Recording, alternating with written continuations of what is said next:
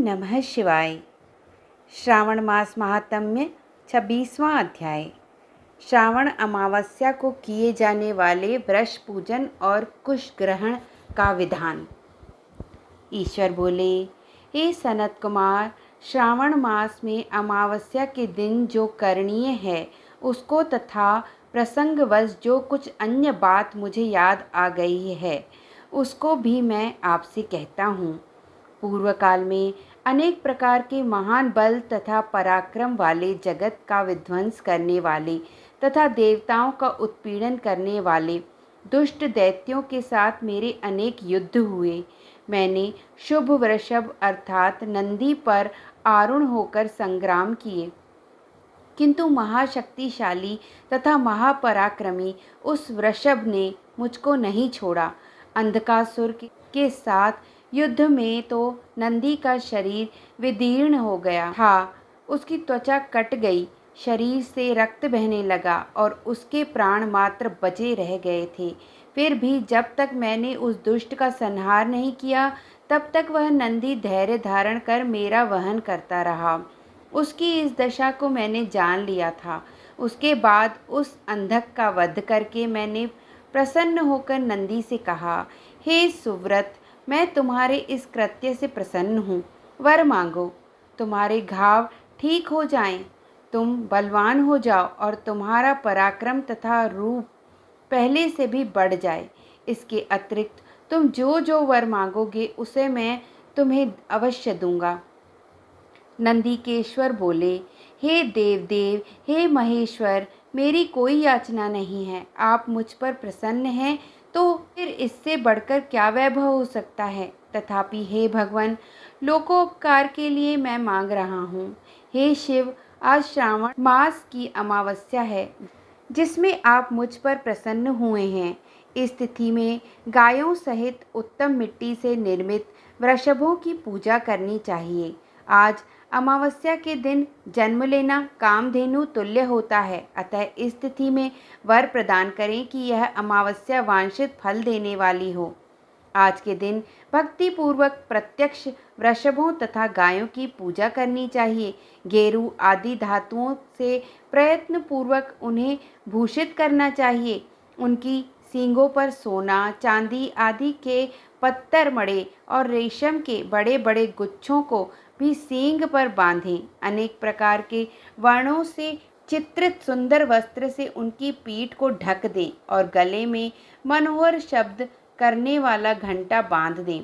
सूर्योदय से लगभग 4 घड़ी बीतने पर गायों को ग्राम से बाहर ले जाकर पुनः साय वेला में ग्राम में प्रवेश कराएं।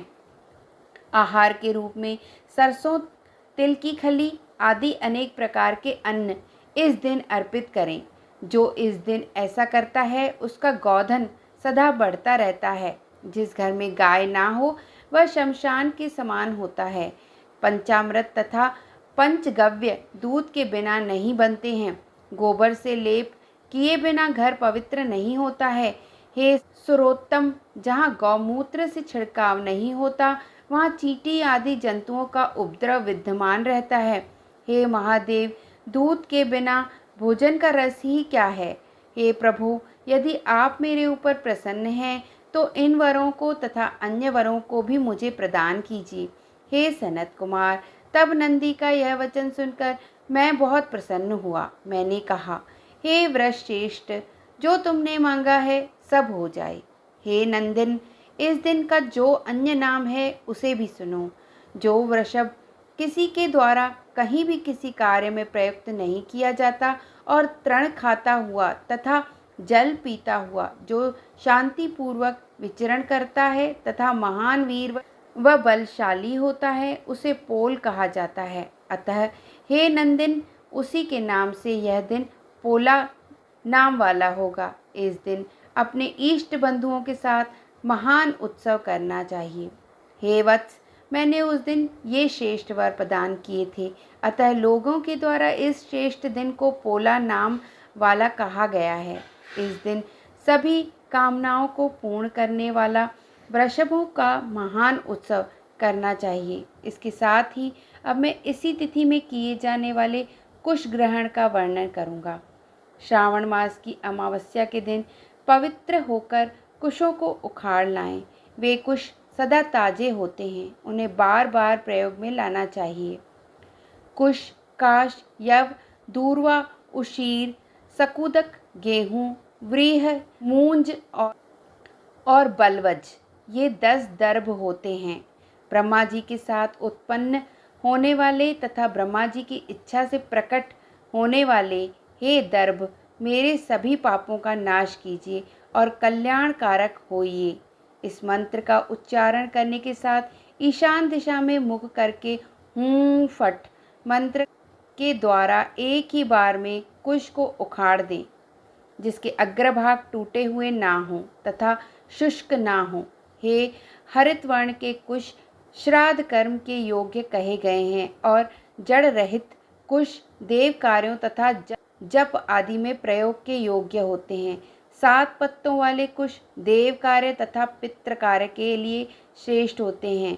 मूल रहित तथा गर्भयुक्त अग्रभाग वाले तथा 10 अंगुल प्रमाण वाले 2 दर्भ पवित्रक के लिए उपयुक्त होते हैं।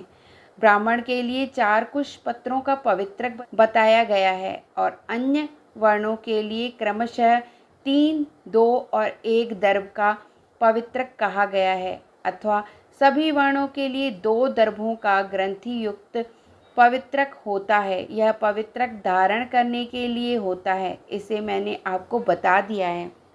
उत्पवन हेतु सभी के लिए 2 दर्भ उपयुक्त होते हैं। 50 दर्भों से ब्रह्मा और 25 दर्भों से विष्टर बनाना चाहिए। आचमन के समय हाथ से पवित्रक को नहीं निकालना चाहिए। विकिर के लिए पिंड देने तथा अग्नोकरण करने के साथ और पाद देने के पश्चात पवित्रक का त्याग कर देना चाहिए। दर्भ के समान पुण्यप्रद, पवित्र और पाप नाशक कुछ भी नहीं है। देव कर्म तथा पितृकर्म ये सब दर्भ के अधीन हैं। उस प्रकार के दर्भों को श्रावण मास की अमावस्या के दिन उखाड़ना चाहिए, इससे इनकी पवित्रता बनी रहती है। श्रावण मास की अमावस्या का वर्णन किया जाए।